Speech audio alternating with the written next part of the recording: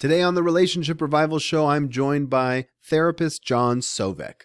John is a nationally recognized expert on creating affirmative support for the LGBTQ community. He's the clinical consultant for the Life Group LA, adjunct faculty at Phillips Graduate Institute, and guest lecturer at Alliant University, Antioch, Cal State Fullerton, and USC School of Social Work. In December 2019, John was appointed by Governor Gavin Newsom to the California Board of Behavioral Sciences. He's also the author of Out, A Parent's Guide to Supporting Their LGBTQ Kid Through Coming Out and Beyond, and has written multiple publications on providing LGBTQ support, speaks at conferences nationwide, and provides training for community agencies, schools, nonprofits, and professional consultation on LGBTQ competencies. In addition, he consults and trains on the corporate level regarding diversity and LGBTQ inclusion. His work has been featured on The Ricky Lake Show, OWN, Fox, The Advocate, Bravo, LA Talk Radio, The Washington Post, and columns for Huffington Post, Medium, and Good Therapy. He is also the host of Out Talk, a monthly web series for Outcare Health. You're listening to the Relationship Revival Podcast with John DeBach, also known as Mr. Spirituality. That's me. I'm your host, giving you insights and guidance from over 10 years in the field of this amazing journey we call romance. On this show, I go over everything you need to know about how to get into a relationship, how to get the most out of a relationship, and sometimes even how to gracefully end a relationship without pulling your hair out and going crazy. And occasionally, I'm even joined by new and old friends who are also relationship experts to bring you guidance and wisdom with new perspectives. Thanks for stopping by. We're talking with John Sovec. I'm so excited to have you on. You know, part of my goal with this podcast, selfishly, is to learn and kind of explore things. And for whatever reason, the population I work with happens to be, for the most part, I'd say like well over 90% of the clients I've seen have been heteronormative in monogamous, two-person relationships. And when it's gotten so specific for me that when someone comes in that is part of the LGBTQIA plus community, or if they're interested in, exploring an open marriage, and I always kind of, I said, look, I'm happy to talk to anybody. I'm not discriminatory, but if you want someone who shares that journey and can talk to it from a first person perspective, I'm really not your guy. And when I say that, a lot of people ask for referrals and they say maybe it is smart, and I think it might be appropriate, but it's gotten to the point where I'm like, you know what, I should really spend some time learning what it's like. I'm also a parent of 4, and now coming in this part of my life, there are different things to consider, like, kids coming out and things like that. And you seem like such a great expert to talk to. So I'm so excited to get your perspective on things. Before we start with specific questions, tell me a little bit about your journey and how you decided to become a therapist. So it's actually been a beautiful part of my life since I was a kid. I was one of those kids, at a really young age, that people would sit around with and just start telling me their deepest, darkest feelings and experiences. In high school, I was that friend that you'd go to and be like, oh, this thing happened and I need to talk to somebody. And so I've had this ability for quite a long time. It's just been part of my life journey. On the way there, I went through a lot of different experiences. I was an actor for quite a few years. I played teenagers up until my mid-30s. Oh, wow. And that got really exhausting. And so I decided it was time to step back from that. Parallel to all of that work, I'd been doing a lot of volunteering and emotional support during my years.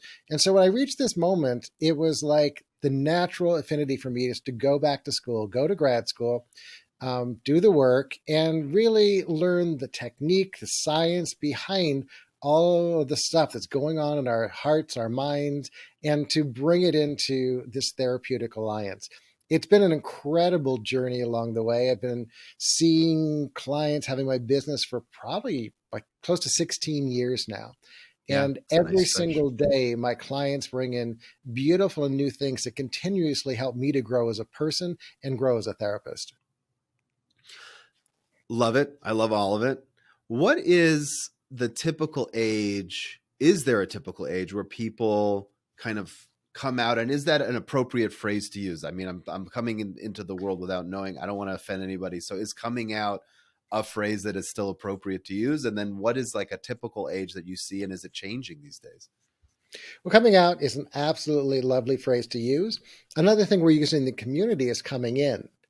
So instead of me having to come out, I'm allowing you to come in. So it's That's just nice. Like it's an invitation into your life. I love that. yeah. So it's a nuance that's starting to develop currently in the community. And I think it's a really powerful movement. You ask age. It's really fascinating. We have really young kids who identify themselves as being LGBTQIA, in elementary school and junior high and high school. We have other people that I've worked with who are coming out in their 40s and 50s. The Hmm. time to come out is when it feels most appropriate and authentic for you. Because until I'm ready to speak that openly, I am an openly queer therapist. That's how I travel through the world. Hmm. Until I'm ready to make that statement about myself or to invite you into that world, then that's the moment we look for. That's the moment where the growth happens. That's where the change happens. So it can happen at any age. But the thing that I think is really powerful is that we do have kids asking these questions about sexual orientation and gender identity at a much younger age. So rather than maybe what you and I grew up with, it's just like it's all black and white binary thinking, Yeah, they're asking these really in depth questions about themselves and finding a beautiful path into sexual orientation and gender identity. absolutely. I know that you have a specialty working with teen and adolescent, that population. Is that right? It is. They're my sweet spot. I love talking with teenagers. Okay, so what's the process like, and when do they come to see you? So is it when they're questioning typically? Is it when they're kind of thinking of coming out? Is it after?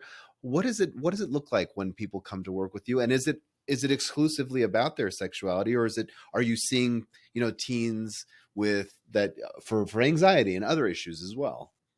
So yeah, I see teens for a wide variety of challenges that they're going through, but especially when working with LGBTQ adolescents, a lot of times what'll happen is a kid will come out and then the family will look for some support and that's how they'll connect with me. And unfortunately, one of those ways that a lot of LGBTQ teens are coming out right now is through attempting suicide. And what'll happen is in that process of I can't live with this anymore, they'll attempt suicide, and maybe in the hospital, they'll finally say, the reason this happened is because I wanted to come out. So it's an unfortunate way that it does happen a lot. The other thing that I appreciate, though, is that I also have teens that will find me as a therapist, and then they'll tell their parents they want to see me. And usually, what that is, the kid's done the research and finds out that I work with queer kids. Uh-huh. And so they tell their parents, yeah, I'm feeling something and I want to see a therapist. And then they'll come into me. So whatever a parent says, yeah, my kid found, he's like, oh, yeah, I have suspicion where this one's going. And so some of that'll be, how do I break it to my parents, or that kind of Mhm. stuff. Gotcha. That's a Well, and that's really the thing. That's the Go thing ahead, that's go ahead. really important for parents to understand is that often by the time your kid may come out to you, they have been thinking and processing this for a while. Whether it's in therapy with someone like me, whether it's just a process with their friends or siblings or internal thought, your kid has been thinking about this identity for quite a while. So by the time they come to you, it's a new moment of expression for you. And oftentimes parents will like react in a fearful way. And that's because it's a shock to the parent system. But you need to understand these kids aren't just willy nilly like making up an identity or an orientation. There is thought behind it. There's a process that's been going on for a while. Yeah. So what's your advice to parents on, you know, I guess we'll take it one step at a time. What's your advice to parents when your son or daughter finally has the courage to come out? What is a good reaction? What is a good thing to do in order to be supportive? If you go online, a lot of kids these days are filming their coming out stories. And in the most beautiful moments of these, what'll happen is the parent will simply hug them in close and tell them that they love them. And I use this advice for every single parent. You may have a lot of feelings in that moment, But the one thing you can do to affirm a connection with your kid going forward over the course of their lifetime is at that moment when they come out to you to simply hug them close and say, I love you. Because that's what every kid's biggest fear about coming out is, that somehow their parents, even the most affirming parents, the most educated parents they feel will support them in their process of coming out, there's this anxiety, this fear that they will be rejected. And that's the place where we need to step in, and that hug and that reminder that they're loved is the most beautiful foundation piece any parent can take in that moment.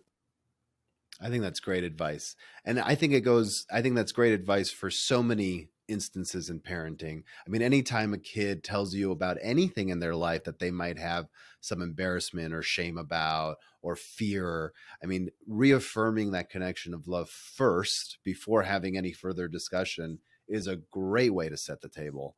I mean, because I'm sure parents have questions, when their son or daughter comes out, they're going to have tons of questions and they don't know which ones are appropriate to ask. But setting that table with love, I think that's the best advice you can give to any parent kind of on anything.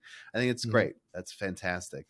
What are And I some would of the also say, though, when those questions come up, is actually hold back a little bit. okay. Um, because oftentimes those initial questions might be questions based on anxiety or panic.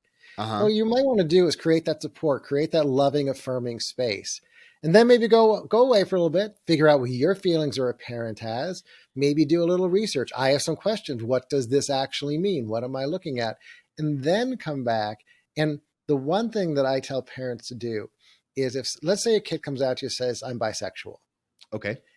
When you start this process of wanting to connect with them, rather than saying, oh, so this means this, instead ask them, so what does being bisexual look like in your world? How does it look like in your day-to-day living? Ask your kids how it looks for them.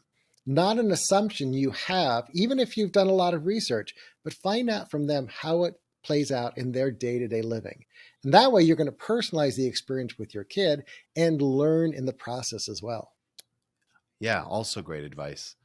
What do you see in your own practice as the questions that parents typically have? And is there a way we can kind of calm any parents down, if they're listening with some kind of nervousness or anything like that? Mm-hmm. Well, a lot of times, especially when we have questions of sexual orientation, a person coming out, there's this initial parent fear. You're a parent of four. This is going to hit you one day. Yeah, Is, oh my God, does this mean my kid is thinking about or having sex? sure. And I want to step parents back to understand that if I come out to you as gay, it's not just about who I'm attracted to or who I'm sleeping with. It's actually about a whole internal process of how I walk through the world. So I encourage parents not to jump to that, who are you having sex with? Mm-hmm. The other big question that comes a lot, and especially with trans and non-binary kids, this Uh-huh. is a really challenging process for most parents. And I encourage them to not try and drill or interrogate their kid, or not assume that it's a phase. Because let's look at it. Yeah, teenagers go through a lot of phases. It's part of their developmental process. Mm-hmm. But if I'm going to choose a phase to go through, do you as a parent believe I'm going to choose one that's going to cause me to ostracize, that's going to be painful, that could put me in harm's way, could make me vulnerable for both physical and verbal bullying? That's not a choice we make as a phase. This is actually a development of who their authentic self is. And so I think it's really important for parents to be aware of that. Yeah, absolutely. What are some of the challenges that are specific and unique to the adolescent population when they're coming out? And I thought, it's so interesting that you say this is a way that informs the way you walk through the world. And me being a kind of a cisgender, not kind of, I am a cisgender heterosexual male. I don't know what that is. So I'd love to kind of understand what that perspective is and how that changes the lens with which you see the world through. And then we'll Mhm. get back to the adolescent, because I don't want to ask you a compounded question here where it's going to confuse myself. Let's start with this perspective, because that's so fascinating. Mhm. What is the difference? How does it change the way you see the world? Well, it's interesting because in your question, you actually identified what some of that difference is. Okay. So, as a cisgender straight male, you grew up in an environment that's it's completely affirming of your identity and how you fit into the world. Yeah. You know, you're in high school, there's a dance. What do? You see a girl you want to ask out, you ask that girl out. And it's just like, oh, they said yes, they said no, there's rejection, there's acceptance. All of that is just part of a normal process that we see as the social construct of how these pieces work. But as a gay man, when I'm an adolescent, I'm a gay kid, I find some guy really attractive. What I have to think about is like, well, first of all, would they be gay or bisexual? How do I find that out? Do I ask my friend to see if they can find some information? Then, if maybe I want to ask this person out, what if they aren't affirming of it and that puts me at risk? So I'm walking through this high school experience, a place where we're developing so much of who we are in the course of our lifetime in a very vigilant state. And it means that I have to examine each moment that I'm walking through in my day. So something that for you maybe I'm going to dress and go to high school in this cool shirt that I like. I may have to think I really like this shirt, but what if someone's going to call me out for it? So there's all these deeper levels of self-examination that have to take place in any LGBTQIA kids experience, as not only as they're coming out, but even before they're coming out, as how they're being viewed in their world. So that's a real strong, different experience than I have had from you. Yeah. And one thing that I always like to point out, because I think it's really vital, is for most LGBTQ kids, their minority status is not represented in the family unit, in the parents. You know, if I'm a kid from a community of color, I look up and I may see my parents, one of them being part of that community. But as a queer kid, I'm going to look at my parents and probably see cisgender heterosexual parents. And And my siblings minority sometimes. Yeah. status is not represented in that parent unit. And so that's another place where there's this feeling of difference that I have to then examine inside and see where I find my places of growth and development. When you phrase it like this and kind of walk through that, it occurs to me that it's incredibly lonely for some. How do you deal with that with your clients? I mean, if you can't go to family, if it's a secret you kind of have, and you're at a point where you're not even telling friends, that's an incredibly lonely place to be. It is. And that's why we see a lot of LGBTQ kids have much higher levels of depression and anxiety. Yeah. We see a huge uptick in the amount of substance use disorders in LGBTQ kids. We also see, as mentioned earlier, incredibly high suicide rates. You know, the national average for adolescents for suicide sits anywhere between 9 to 14%. When we look at LGBTQ kids, we're looking at anywhere from 25 to 30%. Wow. If they're trans kids, we go up to 40%. If they're trans kids of color, we're rising up to 50% and higher of kids who are attempting suicide. So a trans kid of color, it's as high as a coin flip on whether they're going to Mm-hmm. have some suicidal ideation and attempts. Mm-hmm. Wow. That's And a scary statistic. and that really addresses this piece of walking through your world very lonely and awkward, not having those connections. But the other side of that coin that is so important to know, especially in school systems, especially in parents, especially in communities, is that we also know that having one adult ally, someone who is supportive of their kid's queer experience, can Uh-huh. take all of those numbers and take them, just drop the bottom out of them. Wow. One affirming parent, one affirming community member, one affirming teacher or staff member at school can take those numbers and drop them dramatically. I think and you know what?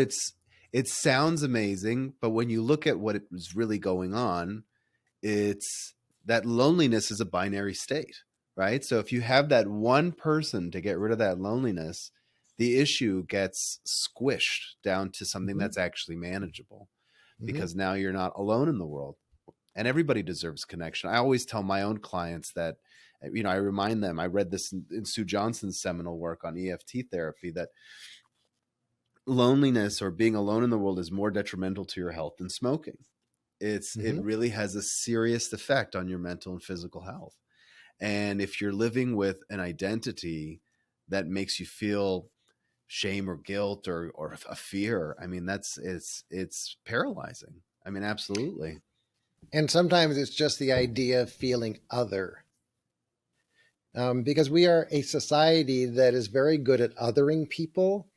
There's Unfortunately, yeah. them, there's others, there's not like, and that opens up that space of loneliness. The thing that's fascinating too, though, is oftentimes like if a kid comes out, friends around them tend to be the most supportive part of the team because they're like, oh, that's cool, that's neat, that's interesting. What do what's that mean? How do you want to? It's often the adults in their world who have the most trouble grasping on to this newly revealed identity. Do you think that's a generational phenomenon? Because I don't know if that was the case 40 years ago. I mean, I think the adults were just as, had just as much challenge, but you see movies and you read these stories, and I have friends in their 60s now who came out and they were afraid of what their friends would think. Do you think that there have been enough leaps and bounds so that in certain parts of the country, it's a little safer for kids to come out to their friends now? And thank you for saying the certain parts of the country, because that is correct observation. Yeah. It is. The thing that's really beautiful about kids these days is they are asking these questions about sexual orientation and gender identity. They're not just accepting this binary. Hmm. And for older generations, parents' generations, often that's what they were raised with. So I think it's really exciting to look forward and see, well, what are these generations of kids going to go forward? Kids who had a trans best friend, kids who, had a best friend who was a lesbian. Then they're going to grow up and the kids they're going to raise. How affirming are those kids going to be? And I think we're on the brink of this really beautiful and powerful change in the way we interact with and support and understand the LGBTQ community. And do you think it's important for, let's say you're a teen and you've come out and maybe you're not in a part of the country that's as accepting, when you can't find that affirming adult in your own family structure, are there places to reach out to get the support? Are there communities that can kind of step in and be that support system for that teen? Mhm. So there are a couple of different ways to approach this. I travel the country and do a lot of training with different school systems. And in some schools, what we do is we do create a space where we identify who are the safe adults, who are the safe classrooms in a school system. And what that'll mean is like, so I can go to the art teacher's room and just have lunch there if I'm not feeling safe on campus. No Hmm. questions asked, just a safe place to go. I think all campuses can create those safe spaces. I do a lot of training with school nurse associations, Hmm. and oftentimes we encourage the school nurse's office to also be one of those safe places to go to.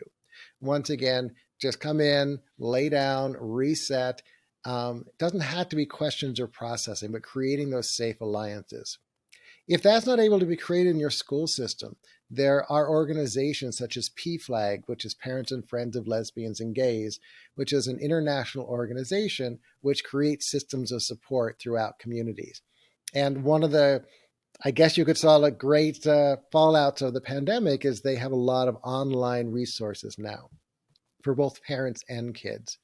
Another place kids can turn to is the Trevor Project.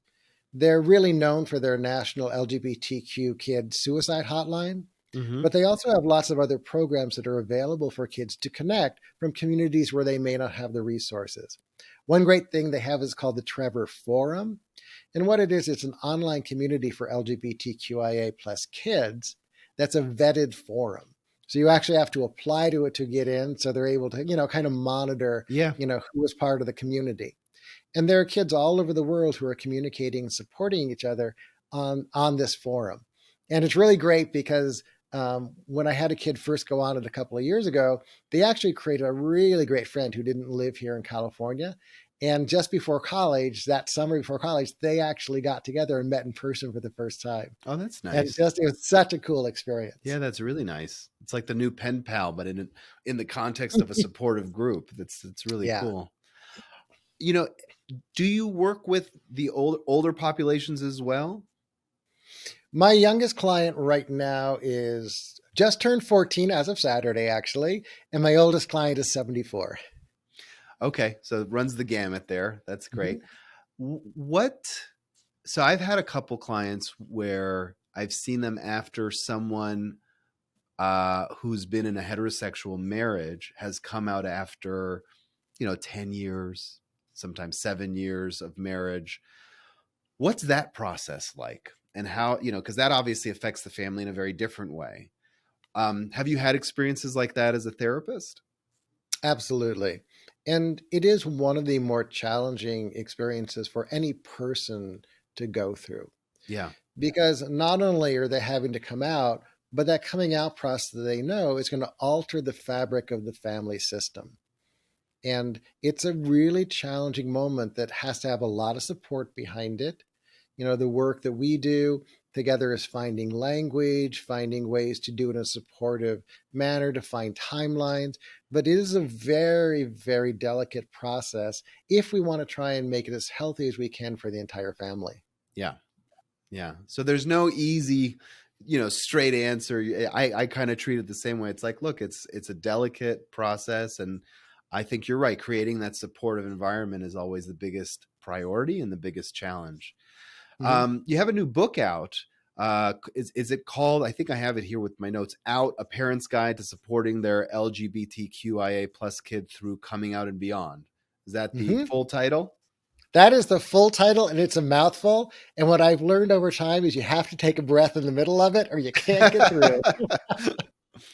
So it seems like a pretty self-explanatory process. Share some thoughts. Share with us some insights in the book that people can look forward to reading.